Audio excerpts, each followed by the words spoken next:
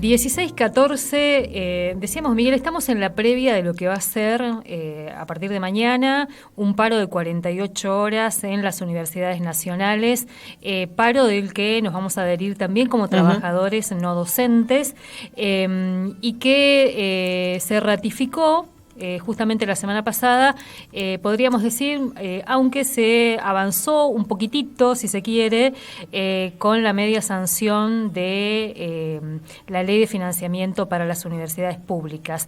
Para hablar un poco de esto, está en línea una compañera nuestra, no docente también. Ella es diputada del Partido Obrero, no docente de la UBA, y está en línea Vanina Biasi para charlar un ratito. Vanina, muy buenas tardes, ¿cómo estás? Miguel Riquelme, Alicia Rivas, te saludamos desde Misiones. Buenas tardes compañeros. Buenas tardes. ¿Cómo están? Muy bien.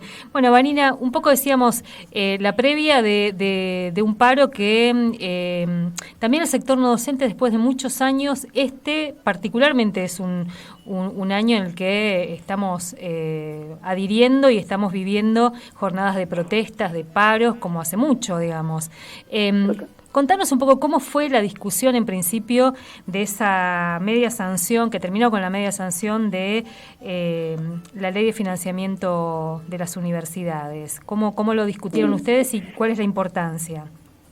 Mira, sí, efectivamente, primero lo que marcás, ¿no? Que después de muchos años la FATUN está dándole continuidad a una cantidad, una serie de conflictos, medidas de fuerza, etcétera, aún también a regañadientes, digamos todo, porque fueron adhiriendo en condiciones diferentes, digamos, a la que ha establecido el Frente de Gremios de las universidades nacionales, y bueno, quitando algunos días, o por ejemplo cuando fue hace un par de semanas que habían planteado el tema de que íbamos a 72 horas de paro y finalmente sacaron jornada de visibilización. Pero como vos señalás, estamos en medio de este plan de lucha. Mira, la realidad del tratamiento en el Congreso de la Nación tuvo como diferentes etapas. Una que es importante marcar tiene que ver con que primero hubo un tratamiento en comisión. En ese tratamiento en comisión se presentaron 4 dictámenes diferentes, un dictamen del radicalismo, un dictamen del peronismo, un dictamen del PRO y un dictamen del Frente de Izquierda. En este caso, digamos, particularmente el del Frente de Izquierda era el que marcaba lo que tenía que ver con el tema salarial en concreto, y el que establecía que los salarios del sector docente y no docente de las universidades nacionales tenían que ser actualizados por IPC. El tema luego pasó a un intento de tratamiento en una sesión especial en donde se tenía que tratar FONID, o sea, la reposición del FONID para toda la docencia primaria y secundaria y el financiamiento para las universidades nacionales. Esa sesión no se pudo concretar por la falta de 3 diputados nacionales, y nosotros ahí hicimos una denuncia de que particularmente diputados radicales que venían planteando que iban a estar presentes y una serie de discursos al respecto de que se repusiera el FONID y que se tratara este proyecto, finalmente no habían bajado al recinto. Finalmente el otro día tuvimos tratamiento, y yo quiero enmarcarlo. Este tratamiento lo tuvimos el último día de un paro de 72 horas del sector docente. Lo tuvimos frente a un paro también del sector no docente y frente a un planteo de que va a haber una nueva movilización masiva en el mes de septiembre, porque finalmente el presupuesto no fue aumentado. Y yo quiero en esto hacer un señalamiento. En el mes de mayo, por lo menos lo que fue las autoridades de la Universidad de Buenos Aires plantearon que cuando el gobierno, luego de esa enorme movilización que protagonizamos en todo el país, el gobierno luego del 23 de abril se avino a reunirse al menos y hacer un planteo con relación a aumento presupuestario, hizo un arreglo con las autoridades del CIN en donde planteó el aumento del 270% de los gastos en funcionamiento. Pero esto yo lo señalé en la Cámara de Diputados cuando estábamos en tratamiento del punto, que se tenga en cuenta lo siguiente: hubo un aumento del 270% del presupuesto de gastos en funcionamiento, que representa el 10% aproximadamente del presupuesto total universitario, pero los salarios del sector docente y no docente estuvieron muy por detrás sus aumentos de, por ejemplo, lo que se aumentó el salario del resto de la Administración Pública Nacional. Entonces, en concreto, acá lo que ocurrió, y se lo dice un poco burlonamente también, es que los no docentes y los docentes fuimos los que pagamos las facturas de electricidad y de gas durante ese tiempo de las universidades nacionales. Porque, en definitiva, si vos me decís que aumento el 270 de gastos en funcionamiento, pero luego nuestros salarios aumentaron un 15% por detrás de lo que aumentaron los salarios del sector público nacional y un 30% por detrás de lo que fue el aumento inflacionario de todos estos meses, desde diciembre hasta ahora, quienes pagamos el aumento de gastos en funcionamiento fuimos nosotros. Vanina, te interrumpo ahí un segundo. Sí. Me gustaría que por ahí lo expliques un poco más. Recién estábamos hablando con mi colega sobre ese punto. Básicamente, esto se podría explicar por la devaluación de diciembre, los no aumentos de diciembre, enero, y después ofrecer siempre un punto menos que la inflación. ¿Sería un poco así la explicación de este número que vos das? Es exactamente así. Tuvimos un aumento acumulado del 81% salarialmente desde diciembre hasta ahora. El aumento, la inflación, digamos, del periodo diciembre-agosto fue del 134%. Y esa diferencia, digamos, porcentual representa hoy en día el 30,3% de nuestro salario. Para hoy actualizar nuestros salarios y que nosotros quedemos por lo menos con el poder adquisitivo que teníamos el 1 de diciembre, tendrían que aumentar un 30% del salario y a partir de ahora tener un aumento por IPC. Entonces, esta realidad, ¿qué pasa? A los trabajadores del Estado Nacional los han afectado de otras maneras también, por supuesto, claro. Han tenido miles de despidos que nosotros no hemos tenido, pero a nivel salarial ellos están 15 puntos por arriba de nosotros. Vanina, ¿y cómo estás viendo el trabajo en el Senado, digamos? Que ahí, recordemos, el Frente de Izquierda no tiene senadores en esa discusión. ¿Cómo estás viendo ahí y qué escenario se plantea? Bueno, estamos preocupados por lo que es el tratamiento en el Senado, obviamente, porque ustedes tengan en cuenta que el Senado recién el jueves que viene va a estar tratando lo que fue el giro de la media sanción del miserable aumento del 8% para los jubilados. Y esto lo demoró todo lo que pudieron.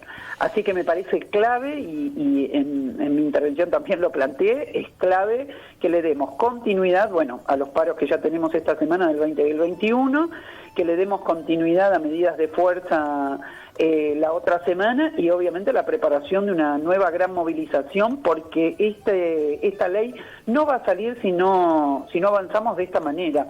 Insisto mucho con algo, el que se haya puesto en el temario de la sesión especial última es por obra exclusivamente de la lucha de los trabajadores universitarios. Esto no estaba en la cabeza de los funcionarios y de las autoridades universitarias, que en todos los casos, ya después de que negociaron el aumento de los gastos en funcionamiento, determinaron que la emergencia ya no existía más y que las universidades podían funcionar perfectamente. Y solo la lucha del sector docente y no docente fue el que los impulsó a volver a hablar del problema y a colocar ahora el tema en el Congreso de la Nación. Ahora, este tema va a estar enchastrado por las negociaciones y las extorsiones con las cuales habitualmente se manejan dentro de este Congreso de la Nación, que tiene que ver con muchas cosas. Por ejemplo, tenía que haber una sesión especial para derogar el decreto de financiamiento de la CIDE, y bueno, todavía no ha sido llamado, y hoy un diputado de la coalición cívica estaba denunciando en las redes sociales que digamos, estaba viendo como un toma y daca, digamos, con los radicales, de los cuales depende en parte que haya quórum, digamos, en una sesión de estas características, y el toma y daca tiene que ver con nuestra ley también. Entonces, me parece importante marcar que acá la única que va a hacer salir, digamos, de esta realidad es la lucha nuestra, es continuar con los paros. Hoy está habiendo clases públicas también, por lo menos en la Universidad de Buenos Aires, y creo que esta es la clave fundamental para torcerle el brazo. El 23 de abril se le torció el brazo a un gobierno que no solamente se sentó a negociar luego de eso, sino que aparte cambió su discurso absolutamente con relación a las universidades, el adoctrinamiento, digamos, y lo que era el discurso oficial de la agencia de difusión de fake news que tiene el gobierno nacional. Así que me parece en ese punto también es importante marcar que nuestra lucha, digamos, consiguió un avance, pero que ahora tiene que ser determinante que seamos nosotros los que impulsemos esto. Vanina, vos recién decías un poco lo complejo, lo difícil que es a veces lograr ciertas unidades. Pensemos en el Frente Sindical Universitario, que se ha mantenido, digamos, con idas y vueltas se ha podido mantener. ¿Vislumbrás la posibilidad de seguir ampliando estas articulaciones, tomando nota de, por ejemplo, la protesta que en este momento llevan adelante los aeronáuticos? Porque al final la matriz es para todos igual.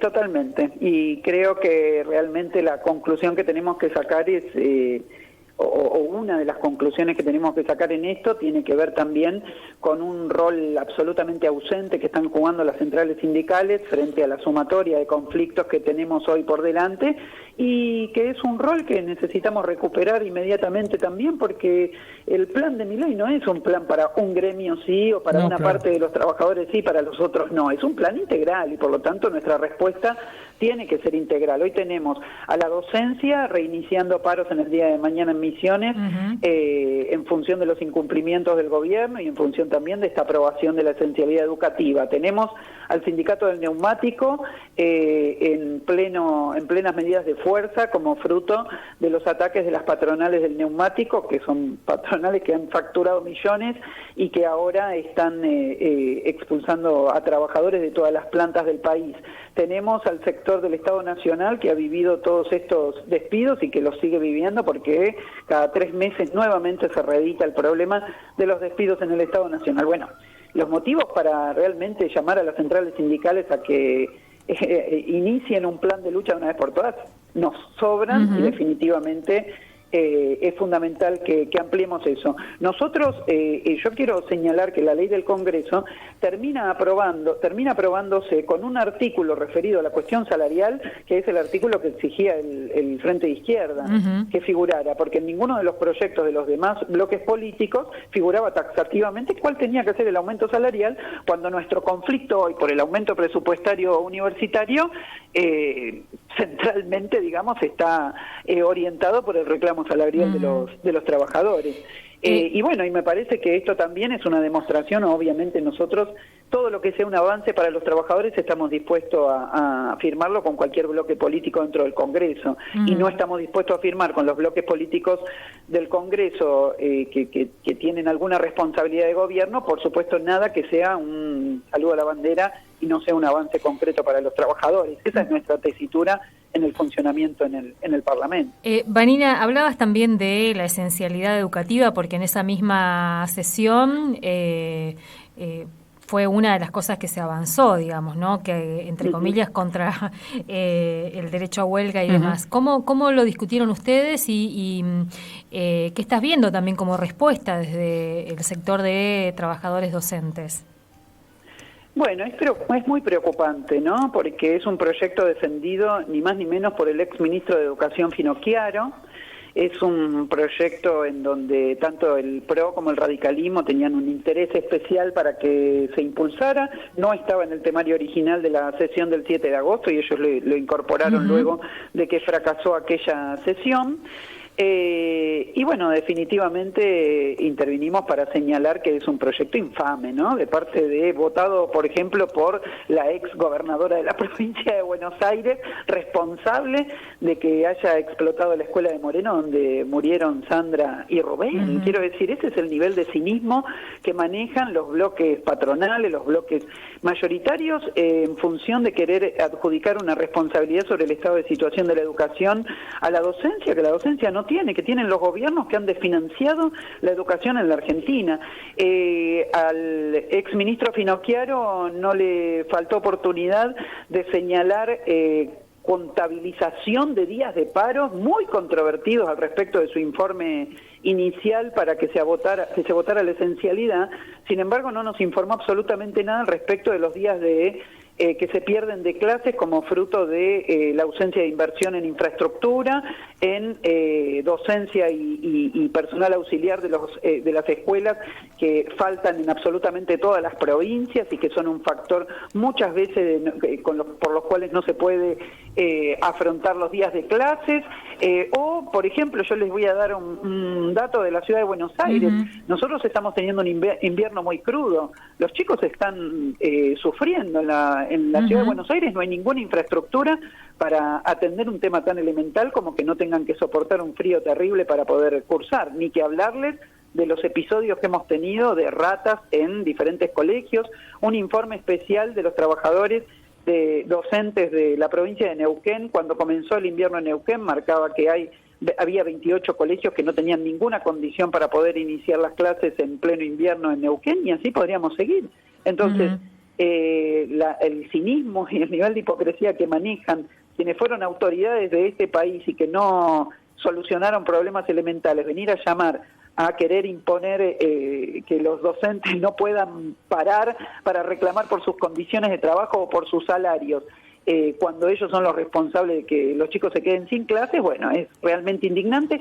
Y hoy estamos haciendo, en minutos nada más, una audiencia pública desde el Frente de Izquierda aquí en el Congreso, justamente para darle la voz a toda la docencia que pueda denunciar esta situación. Vanina, mil gracias por este tiempo. No, gracias a ustedes. Suerte mañana y pasado con el paro que tenemos por delante, y mucha suerte para la docencia también misionera, que inicia también en el día de mañana nuevas medidas de fuerza en función de los incumplimientos del gobierno provincial. Muchas gracias. Un abrazo grande. Hasta luego. Chau, gracias. Hasta luego. Vanina Biasi, diputada nacional del Frente de Izquierda, es diputada del Partido Obrero, una de las que intervino en el debate la semana pasada cuando se discutió, entre otros temas, que fueron bastantes, se discutió la esencialidad educativa, que es uno de los últimos temas que charlábamos en la entrevista, y previo a eso fue también muy interesante la intervención de ella en relación al financiamiento de las universidades nacionales, y esto que plantean, ese artículo que se logró introducir en esa ley que tiene media sanción, que contempla la recomposición salarial de trabajadores docentes y no docentes de las universidades nacionales.